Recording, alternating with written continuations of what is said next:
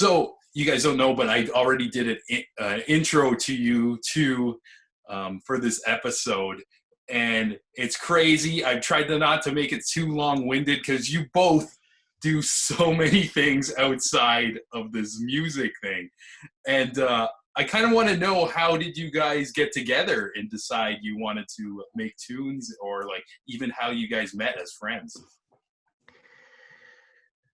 Rod, you want me to take this? Want to do it? Yeah, you can start. So the way we connected, well, I guess the first things first, I was a fan of Rebel Emergency, which was Roddy's band back in the day. And it just so happened that his guitar player ended up working for a good friend of mine who was my bass player. And we met at his wedding. So I became friends with Roddy's guitar player. And eventually, I became friends, I kind of acquaintances. We would see each other at like a rehearsal space. I would go see his band. I was a big fan of them. And then years later, Roddy asked me, said he was working on a solo record. He said, I wanted to write with some other guys, and do you want to do something? And it just so happens I had one song that he kind of liked. And it turns out that song was kind of different than what Roddy was planning on doing for his solo record. And we just kind of kept rolling with it and see, well, let's write another one. And it kind of blossomed into let's keep writing songs, because this is working out pretty good. We're making some good music.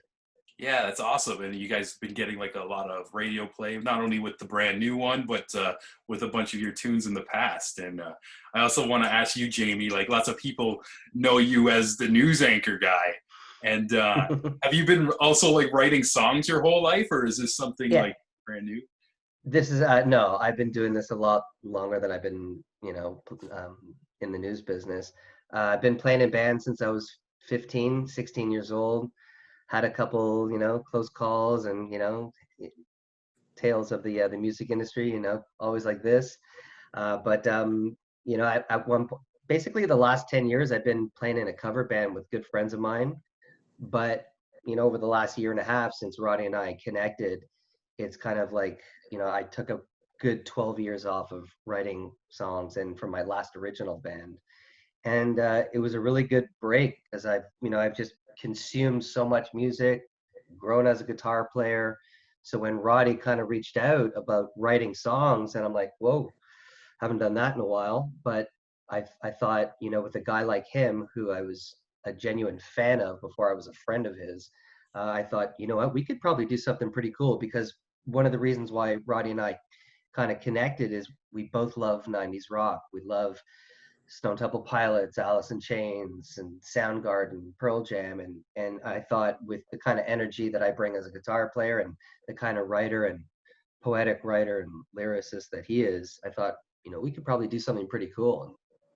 And You think like most news guy, if they were like, "Hey, I got a band, like I'm in a band," you would think it sucked. You know what I mean? Like, if like Matt Lauer was like, "Hey, I play drums, like come check out my band," you'd be like, "This is gonna be the worst thing ever." But like, geez, was it like the Ron Burgundy moment when he pulled out the flute and just started shredding? He's like, Rod, I'm kind of a big deal, No, yeah, that's so. But yeah, I was actually like, I didn't know how good of a guitar player / songwriter, because those are actually two very separate things too. Like, to be a good guitar player is one thing. You can sit in your room and learn play it for 1,000 hours and be good. But to be a good songwriter is a whole different story. So like, the fact that he had both of those things on top of doing all this TV stuff, I was like, whoa, this is like kind of an interesting mix of talents. Yeah, and especially you too, Roddy. Like, it's almost like hard to, as I was putting together the intro, hard to describe you, because you're kind of like this Renaissance man from like doing the music, and you got your foot in the comedy, and then I see you promoting like live shows and probably many other things I forgot about, but they may just come up. But it's actually really cool that you guys kind of collided, and you guys have like just that spirit of just embracing multiple things and just going for it. You know, do you find that that's a lot to do with your chemistry as well? That probably has something to do with it. I think like as at some point in my life around like my early 20s, I got to the point where I'm like, okay, I'm gonna try to be an artist as to make a living, which is a very scary decision, and it's very there's so much of unknown there. So at some point, like to jump into that, and knowing that you have to be very patient, and you have to be cool to people and make good relationships, and you have to be consistent, and you have to be good at stuff. So you have to work hard at whatever craft you're doing. So there's like this weird mixture of things that you need to be successful long term in that. So I think like eventually I just started dipping my toes in different things and just trying to be creative every day, whether it's like comedy. Luckily I met Jay Brody, who I do stuff on the Howard Stern show with now. The dumbest songs you've ever heard. Yeah. But and I think someone like Jamie, who's also like, TV is a creative field, he's always been around in music. We both have that like artist mentality, which is I think is like a small percentage of the population has, but when you meet someone else who has it, you can click quicker with them. Like maybe how you and I clicked, how we were talking earlier. We're both sort of like creative people who are trying to do this for a living, so right away you have this thing in common that can kind of bond you in like a really deeper way than with anyone else. Yeah, that's very true too. I noticed with you too, it's like say we don't talk for like a month or two or whatever, and you shoot me a message, it's like no time has passed. Or it's just like, yeah. I had like coworkers where if I didn't see them in a week, it's just like awkward and shit. Like, I don't know what it is.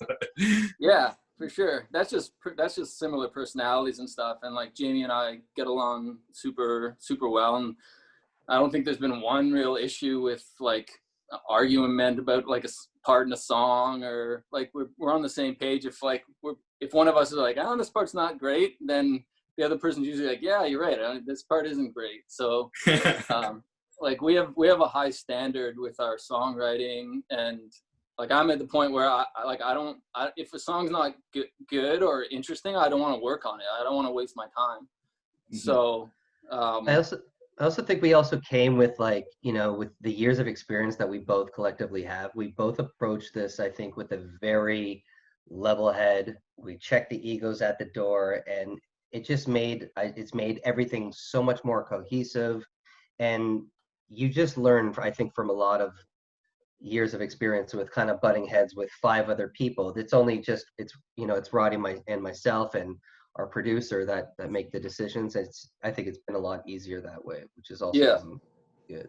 And it does take a lot of time to learn how to write songs. Like some guys get lightning right off the bat, and you think about like the whole grunge scene and the scene in the late 60s where these like 22-year-olds were making these albums that are timeless and legendary right off the bat. But for a lot of people, it's like learning to actually craft a song takes years. And like for me, I feel like personally I'm getting better at it, hopefully anyways. But I can look back on some of the early Rebel stuff and be like, what the hell was it? I don't know what I'm trying to say there. The lyrics don't really make sense. But now I sort of have a clear picture on what is good and what sucks, and what's like trying to be creative, say things in an interesting way that maybe hasn't been said before, or maybe like perk someone's ear up with a cool like alliteration or whatever, you know what I mean? It's like just trying to find little like alleys in a song for interesting things. Yeah, that's amazing. And that's, I don't know, that mindset, I don't know, it's always there actually seems to be a pattern on the show, and it goes across like all art forms, because this isn't just like a music show. I have like comedians, authors, like pro wrestlers and stuff, but they always like say that they're, I don't know, they can look back at their stuff from like 4 years ago and almost like cringe, because their head's always like not at a stopping spot. It's almost like a gift and a curse, where it's like you're not really like celebrating what you're done. You're like, how can I make this better and better and layered and layered and layered? But, yeah. I think looking back at like old records and old songs that I put out like in the late 90s and like in throughout the 2000s, you know, you look back at yourself and you think, man, this is so amazing. How are we not huge by now? yeah. And this is you look at it with a fresh perspective now, kind of, you know, having been matured. So it's I think it's, you know, that's part of the reasons why, you know, like you said, Rod, like it takes a long time to write really good material that really connects with people, that you know, starts to get traction. And it's taken, like, I mean, personally, it's taken this long for me to kind of write these kind of caliber of songs. And it, you know, I really couldn't have done it without, you know, the two guys that I'm working with. It takes a long time, you know. I remember like our first Rebel show, which was 2005 at the Horseshoe. Like we like legit thought we were gonna get signed that night. And like, it's like the Horseshoe. Bob Dylan played here, Nirvana. Like, of course, we're like, dude, we're like, this is it. Like, we're getting signed. We're like, that's it. I think that happened in Wayne's World or something. There's like Wayne's band plays or something, and the guy's backstage after and gives him the contract. Yeah, it's a guy with a suit, just like, who was sitting in the back like this. Yeah. Here's all the money. Yeah. I felt like that after a band I was playing in '97. So, you know, I was a teenager around that time, and we opened up for Kim Mitchell in Kingston, Ontario. I'm like, that's it, man. That's it. Life doesn't get better. No, that's it. Yeah. And I love Kim Mitchell. No disrespect to Kim Mitchell, but I was just like, at the time, I thought, oh man, this is it. It's only up from here. You know? Yeah, that's actually amazing though. But that means you love what you were doing and you're just excited about it, and that's just so awesome. And and yeah, oh my God, it's like the notes I have for both of you guys is crazy, because like you guys do so many things. It's like I don't know. It's cool to like navigate through this interview. I'm like, do I want to talk about the news or do I want to talk about Howard Stern right now? it's great, but yeah, actually, Roddy, again, I don't think I congratulated you in person, just by text, but you and Jay getting your parodies on the Howard Stern show, and prior to that, you guys showed me like your albums and stuff like that, and I became a fan of the Dumb Show and everything. And it's cool to see how you guys evolved to like an international like audience and everything. Yeah. Well, I was talking to Jay. We were kind of laughing, and we laugh a lot at the whole situation. Like, we're constantly laughing at how we ended up on basically the biggest radio show in the world. But we're like, we have this specific set of skills where we can, like, number one, we're both huge Howard Stern fans. Number two, we've like through the Dumb Show and our podcast and our show on Sirius, we've developed this skill of like these stupid 30-second songs about like whatever. We're just, for some reason, we're good at like funny short songs. And like, I'm kind of musical, obviously. I can like sing and stuff and like put together music.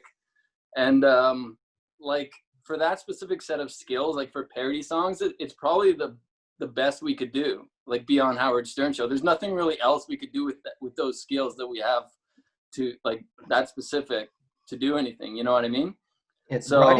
You're really the most talented person I know who can write about genitalia and make it just absolutely flawless and melodic. Well, awesome. We just went through Cocktober on the show, so it was like this. Like, I didn't even know my ability to write songs about penises. Like, me and Jay, I could send you some, Sean. Like, a few of them got played, but it was just an outpouring of penis, and I was thinking about penises all month, and it was extraordinary. But yeah, it's fun, man. I love doing it. I like hearing Howard Stern say our names and stuff. Just, I've been listening to him for so long. It feels like I'm in some kind of bizarre world when that happens. And yeah, I feel super lucky, but we also did work really hard, and for a year we sent in songs every week, and before they were like, okay, let's sign these guys up, kind of thing. Like we earned that shit. Yeah. But I definitely feel fortunate, and it's pretty awesome. Yeah. Very we're so validating, rails. especially for comedy, like where comedy is like, I have such a, deep appreciation for comics and especially the writing and the art of writing good jokes. And, Hmm. like, the fact that someone like yourself has managed to land material with, like you said, this is the biggest show in radio. It's, and then at the same time, turn around and write the other beautiful music that you do as a solo artist. That's that's a tale of two artists right there. Yeah. That's pretty Yeah. cool. Yeah, I definitely have to separate those two people. Like write a cock song, and then like Jamie will send me this like really serious dark piece of like heavy guitar thing. I'm like, okay, this is about depression and like all this shit.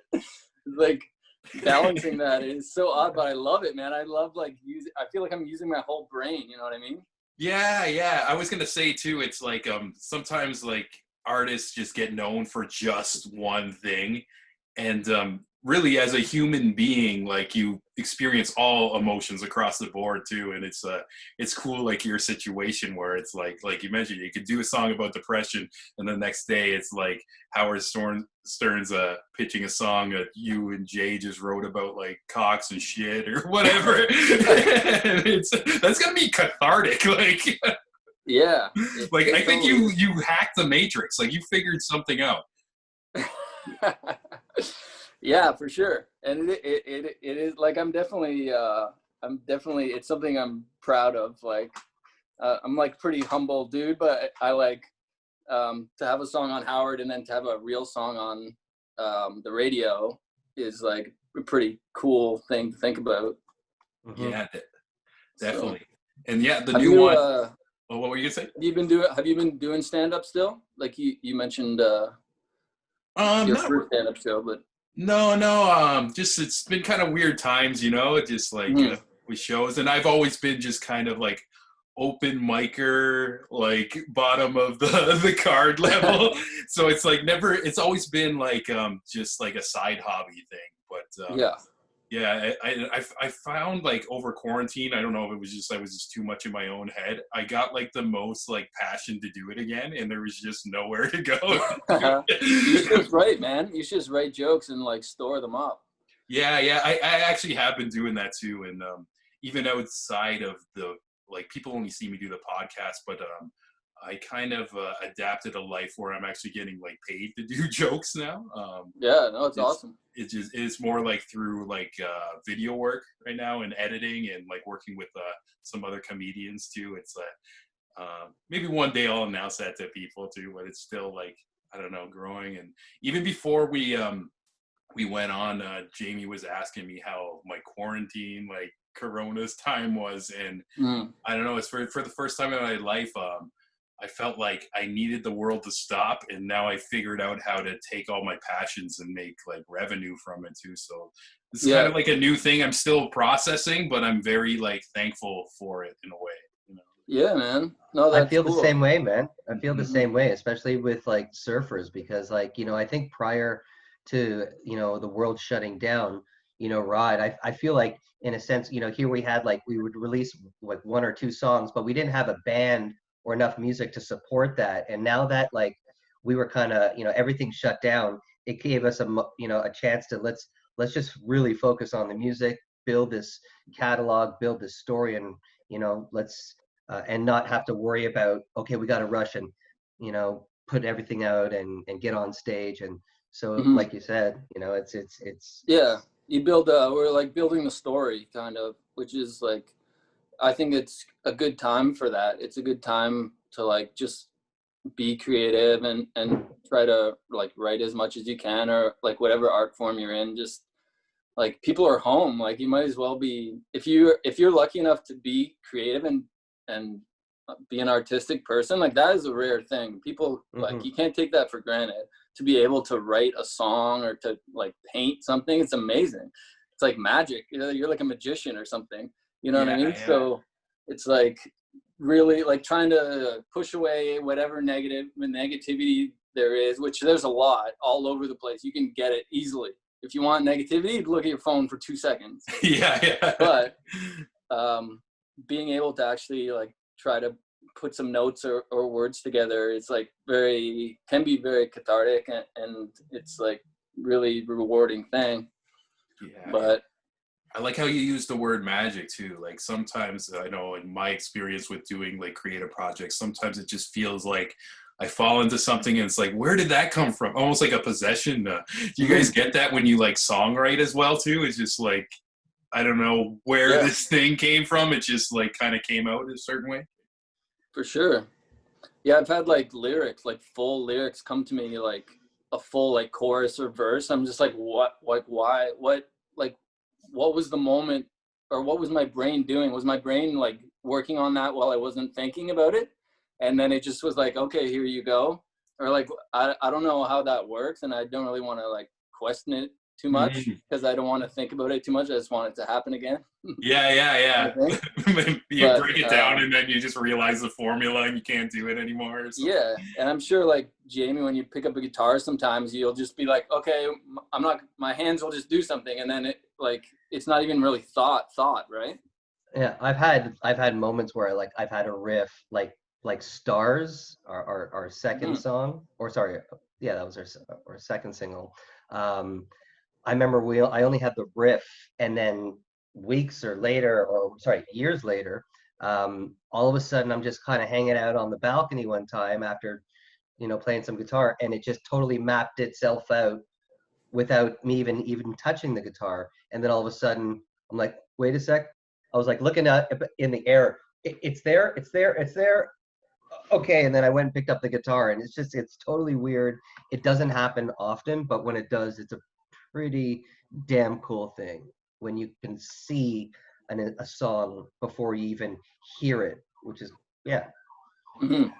Yeah, that's super cool. I talked to like a lot of comedians too, and they said that with like instead of riffs, like they'll have like a punchline and it just doesn't fit anywhere, and then all of a sudden they're just writing some other concept, not even thinking of it, and then it just like fits like a puzzle, and bam, like explosion. Like there's your piece right there. Yeah, and for sure.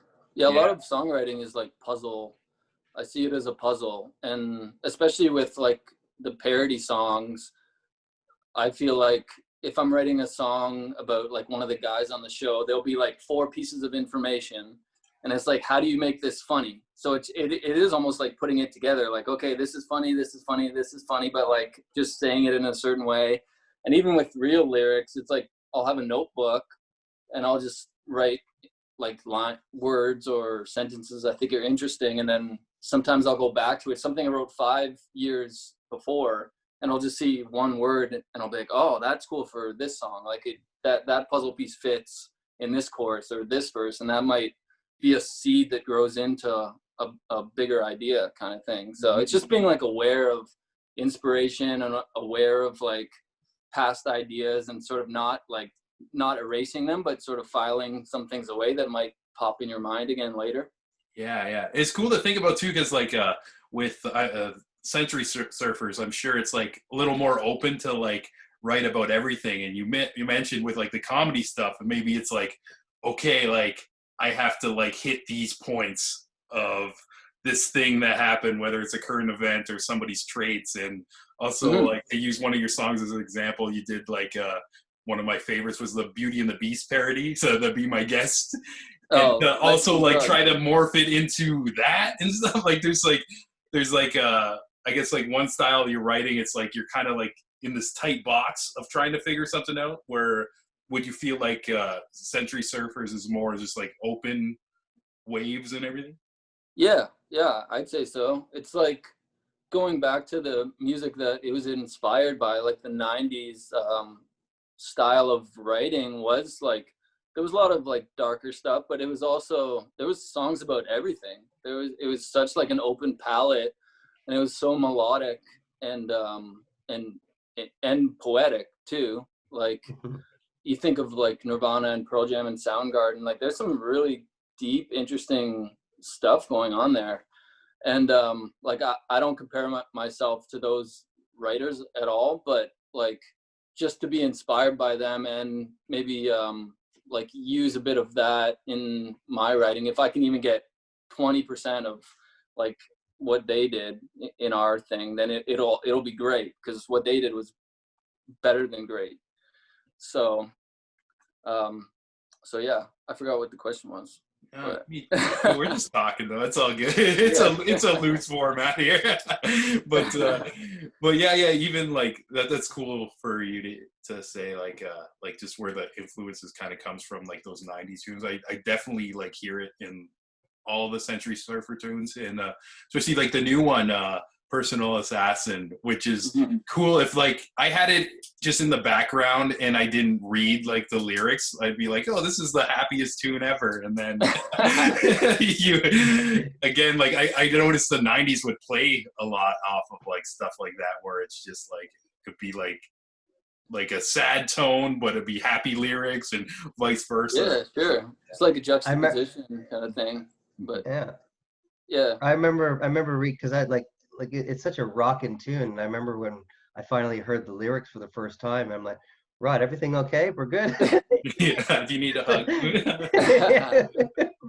it was well, hey, like I think especially now, it's like depression, if you want to call it that, or like just people being a little bit sad or whatever. It's darker. Yeah. I think it's almost 100% of people. Like, you know what I mean? Like you can relate to it, and I think it's good to talk about. And music can be super like healing for people, or maybe make people think about their lives, or it's cool in that way. So I think putting it in a song, in a catchy song, is isn't a bad thing. No, definitely. Yeah. Like you mentioned, like everybody relates to it, especially like now it's and was this like kind of like stuff going through your head over the lockdowns and like coronavirus and just kind of being isolated in a way? Yeah, a little bit. And just like trying to find ways to be happy. And I think like I've found as the quarantine's gone on, like I don't mind being at home. Like this hasn't been that hard for me, but I know it's been hard for a lot of people. But I've found that you only really need like a few good things per day to happen to feel like you had a good day. So whether, and that could be, you can be a part of that in a way. If you put on a great album, that's you taking an action, right? And then an hour of like awesome music that makes you feel good, and combine that with like calling a friend you haven't talked to in a while, or calling your best friend, or whatever else. Just like finding little things to make you happy within all the other bullshit that you're gonna get thrown at you each day. So, but yeah, like this album, because a lot of it was written in quarantine, has sort of become like almost like a soundtrack to it, without being too on the nose about it. It's more of just like a feel, I think. And a lot of the music Jamie has sent to me, because like he sends me how we write is he'll send me a guitar part, or sometimes a fully formed song, and then I'll write the melody and lyrics over it. So, and the song a lot of the time dictates the lyrics. Like I almost let the song tell me what it wants to be about. So, and that sounds really hippie-ish, but it's more of like a feel, you know what I mean? And sometimes I'll see certain words, and I think the first words I saw for this song was Personal Assassin. I think I wrote that down at some point, and I was like, that's kind of cool. Like, what does that mean? And then this song made me go to that, and then made me explain to myself what that means in a song form kind of thing. Yeah, that's really cool. It's kind of like your own enemy in a way. Like it's exactly. Yeah. Well, I like the line. It's like in the chorus, it's like, I'm breaking laws of attraction, life's real reaction to my mind. Because like I do, not fully, but in some way I feel like I believe in the law of attraction, in that if you're optimistic and positive and nice to people, then good things will happen to you eventually. And I just think it's a good way to live. So the idea of like breaking the law and then breaking the law of attraction, which isn't an actual law, but I thought it was a kind of an interesting way to say someone's sort of self-sabotaging. Yeah, You know what I yeah. mean?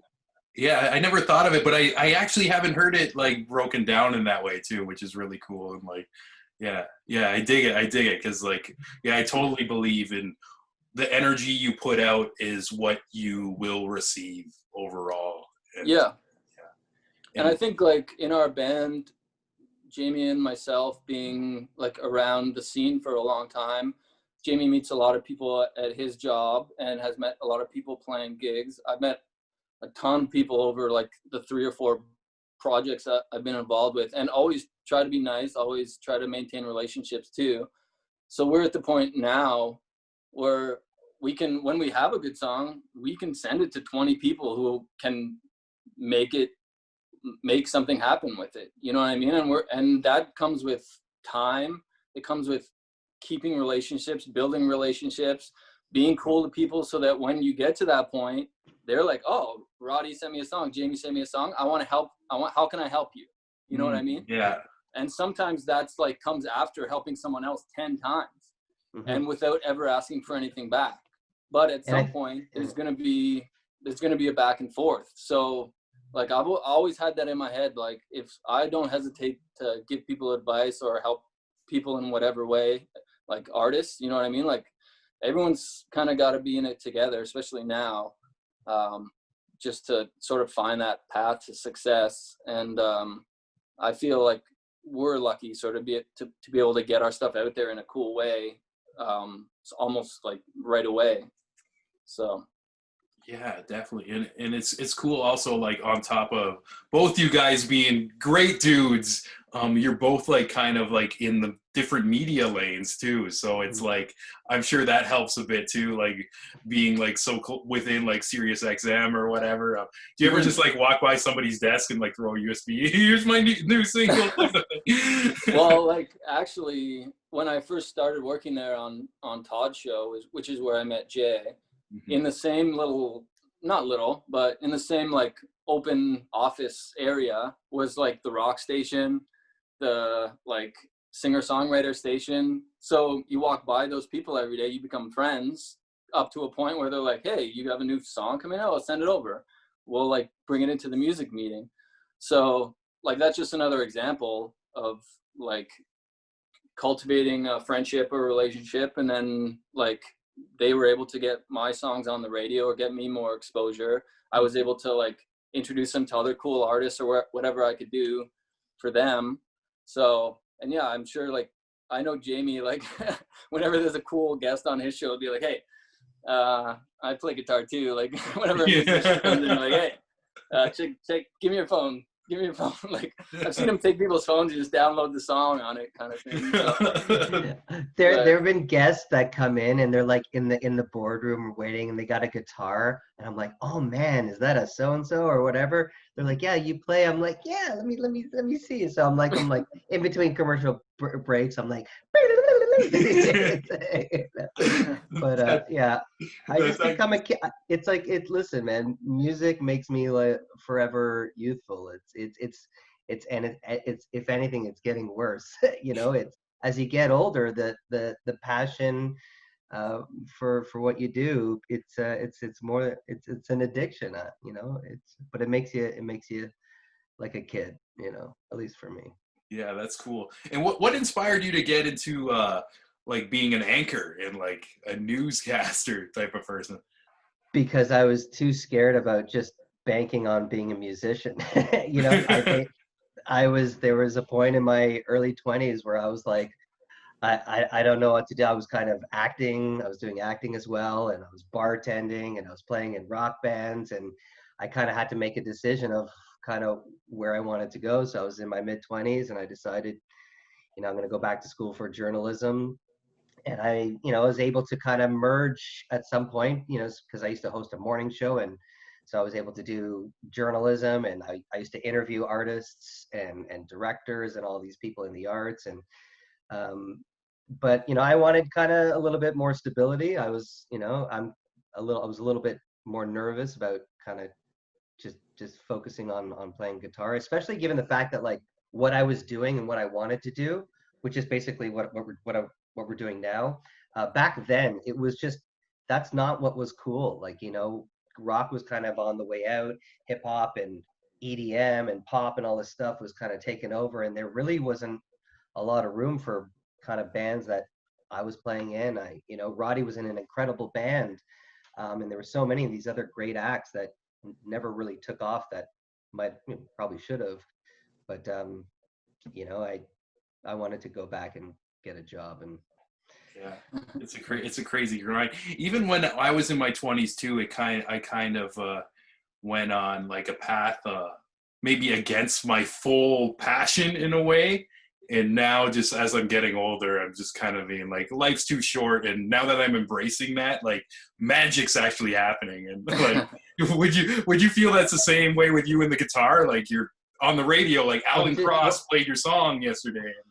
well, it's funny because like you know, I remember, you know, before Roddy even connected with me about, you know, getting together and writing songs, I remember kind of hanging out on my balcony here, listening to his old band. I'm listening to the singer. I'm like, damn, that's the right stuff right there. I'm like, that sounds wicked. And that's the kind of singer I could see myself kind of making songs with. And all of a sudden, years later, Roddy connects with me. And now it's like, you know, I was at the point where I still have some time. I'm still young enough. I still have the drive. And we did one song with one producer, and which we ended up re-recording. But after that song, I was like, that was pretty cool. And then the second song that we wrote and recorded was a song called The Storm.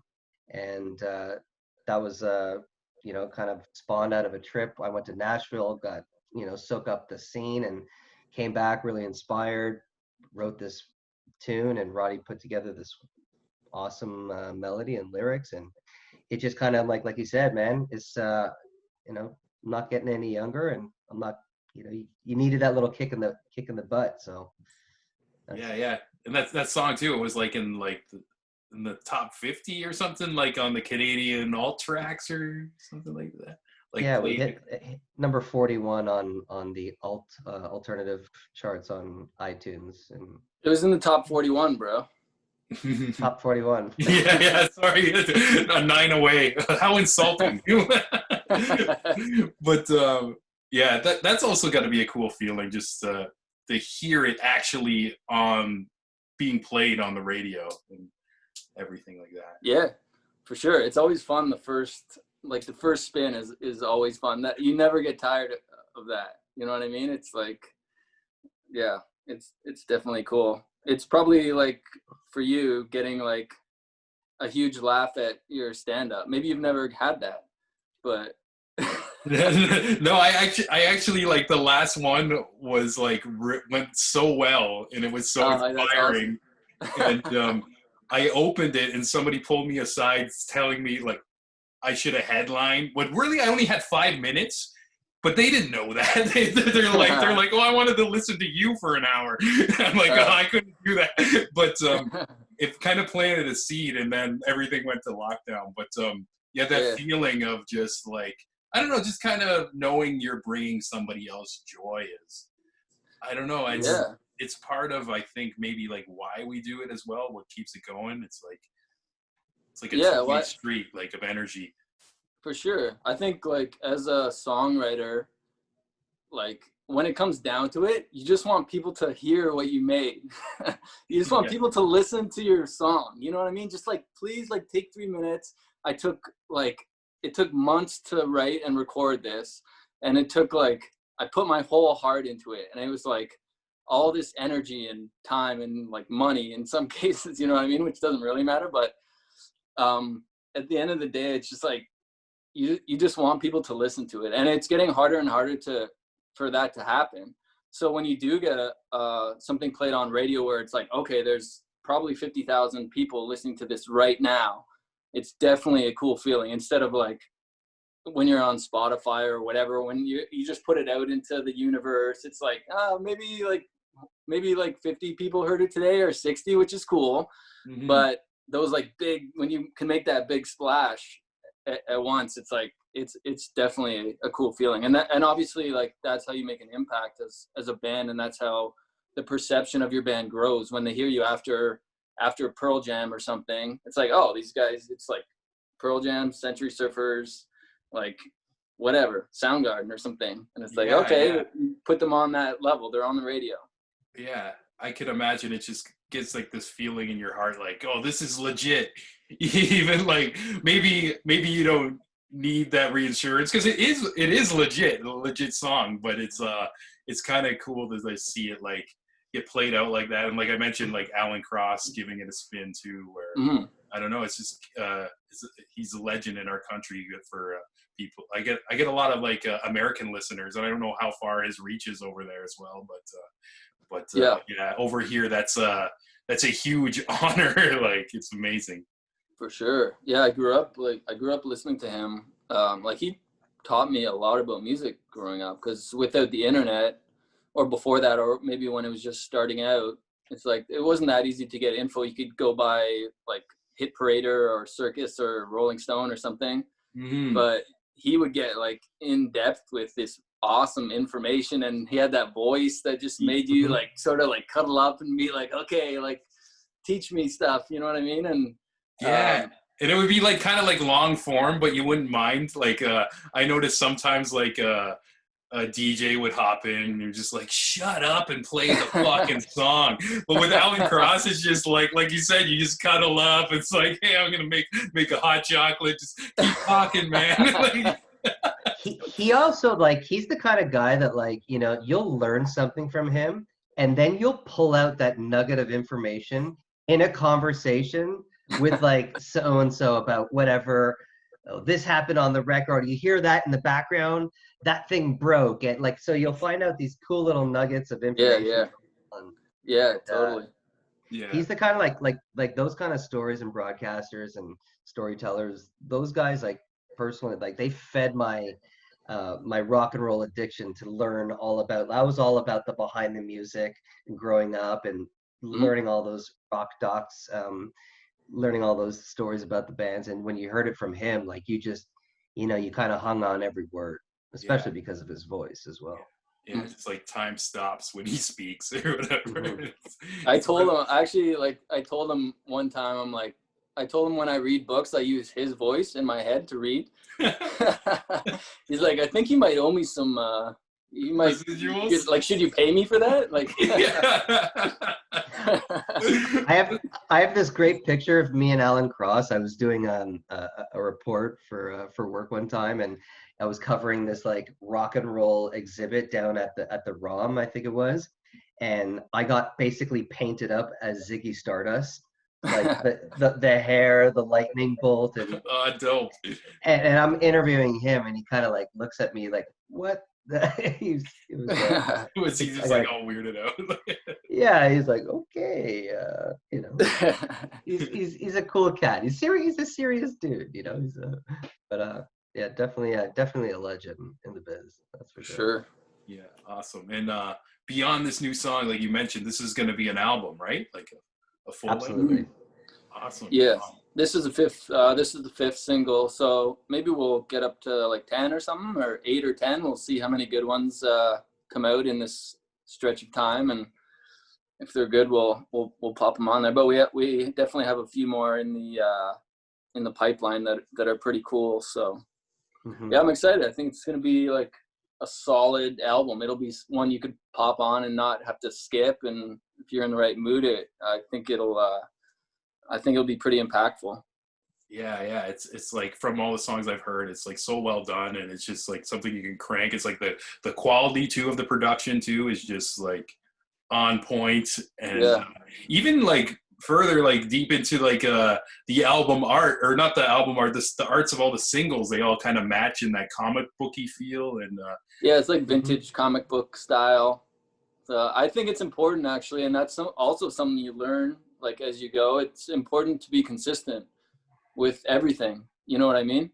Like, people, I think it gives you sort of, it adds to your complete image. Like, I think you got to keep that stuff tight, like whether it's like the production of the songs or the artwork or like just your general vibe. Like you kind of have to establish that. So we've been trying to sort of be conscious of that and put forward something that matches like our spirit and our music and all that. So yeah, that's my buddy Jesse Tratner. I'll give him a shout out. He does the artwork, and Dusty does our production. We just go to his house, and he has like, it's basically the size of like a kid's bedroom, and he just has like its computer and keyboard and stuff set up, and like everything's just done in there. And That's but cool. there's something special in that room for sure. Yeah, it's just like a nice like intimate sanctuary going on there. Yeah, yeah, we keep it tight. So it's like, it's a different vibe than like being in a real studio, but we've definitely like made it work. No, that's really dope. And It's funny, like with computers now too, if you have a good mic and a good computer and a few other things, you can sound like you're in a $1 million studio. Like you would never know listening to our songs that it was done how it was done. And a lot of, even like look at Billie Eilish record, or a lot of the production, modern production is just a good computer and skills, you know what I mean?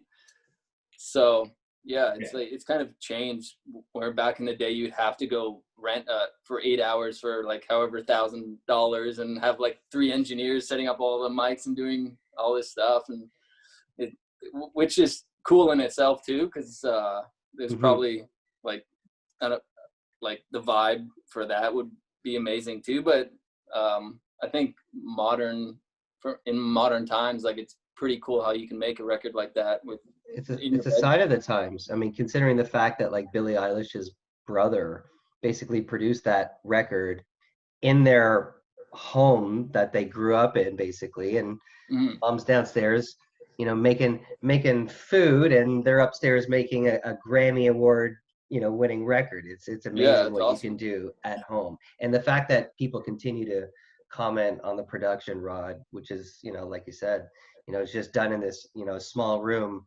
You got, you know, that's you got to hand it to our buddy Dusty, who's just a wizard at what he does. Yeah, I wouldn't have even guessed unless you told me that. Like, it's crazy. Like, like Don't that tell song anyone. belongs on the radio. You know? Don't tell anyone though. Yeah, don't tell. Yeah, but it is like, honestly, like almost like some of the best times to be a creative. Like you can almost, like, if you have the tools, make whatever you want. Like you mentioned, like Billie Eilish in her house.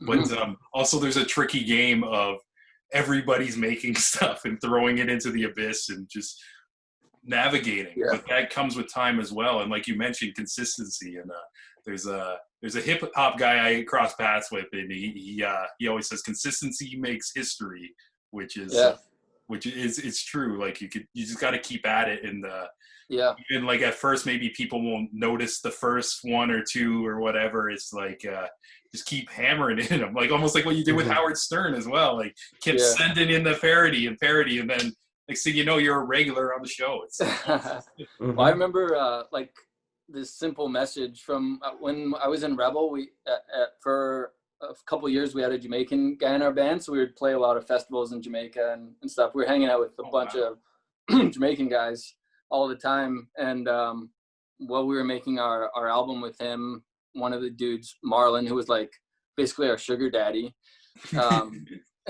he said, a good song always finds its way. He's like, good song always finds its way, man.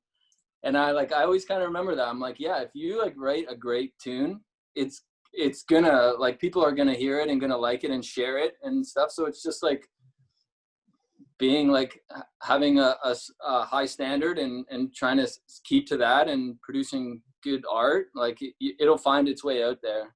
If you keep at it. Yeah, you make it undeniable.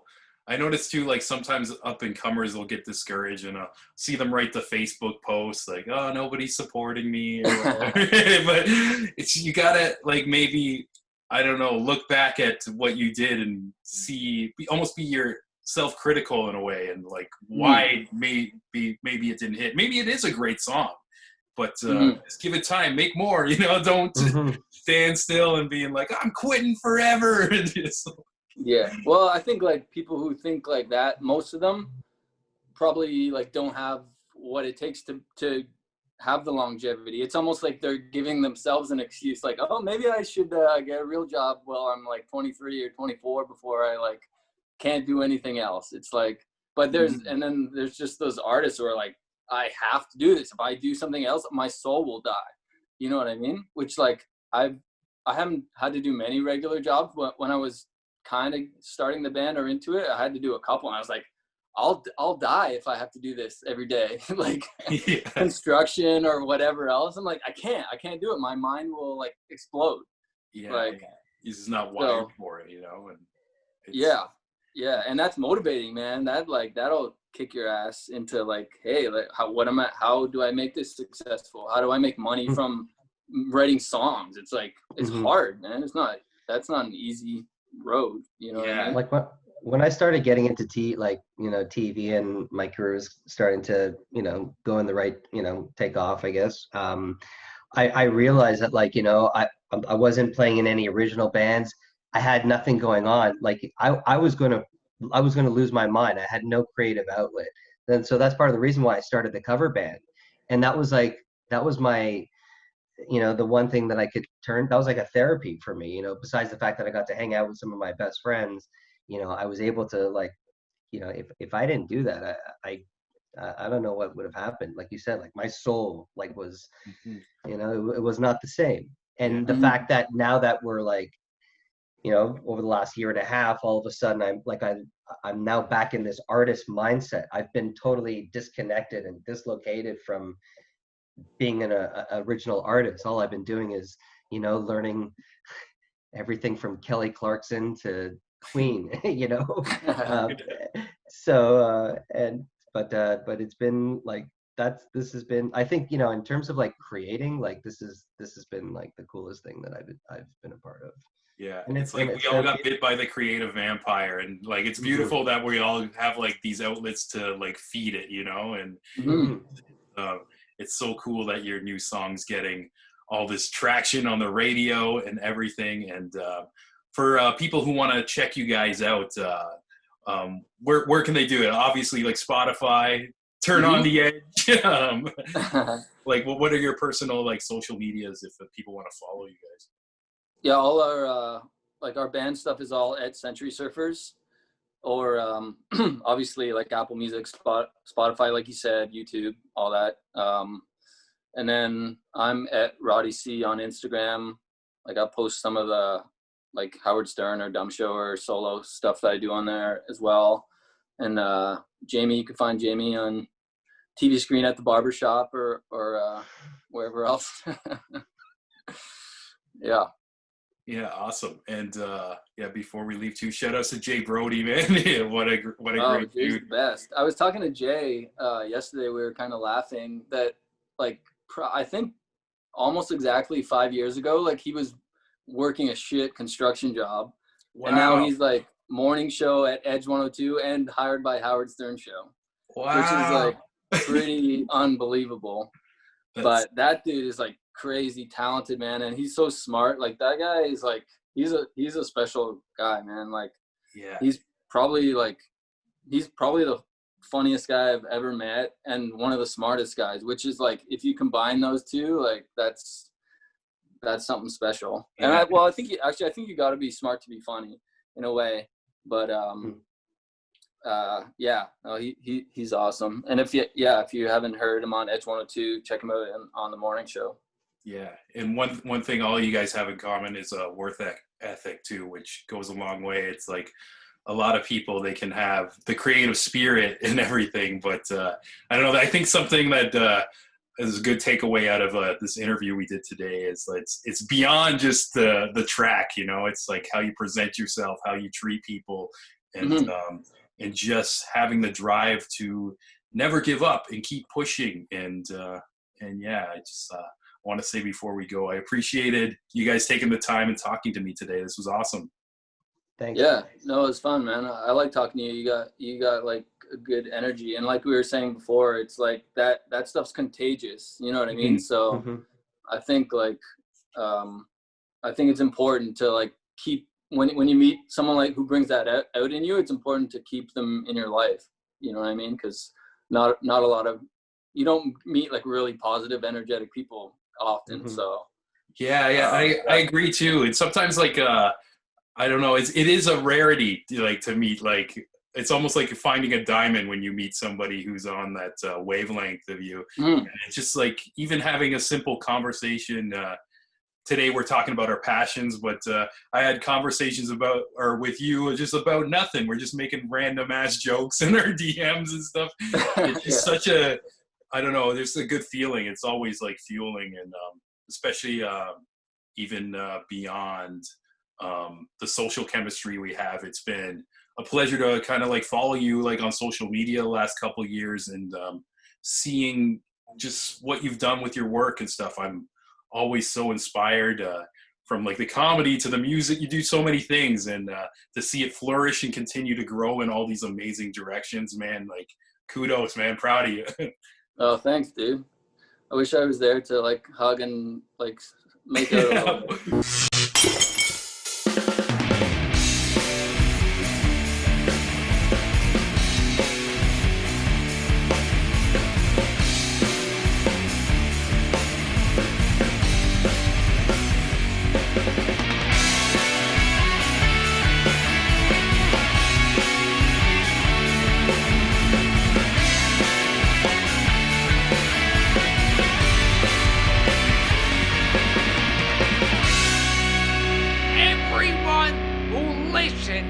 To the Creative Imbalance podcast can burn in hell.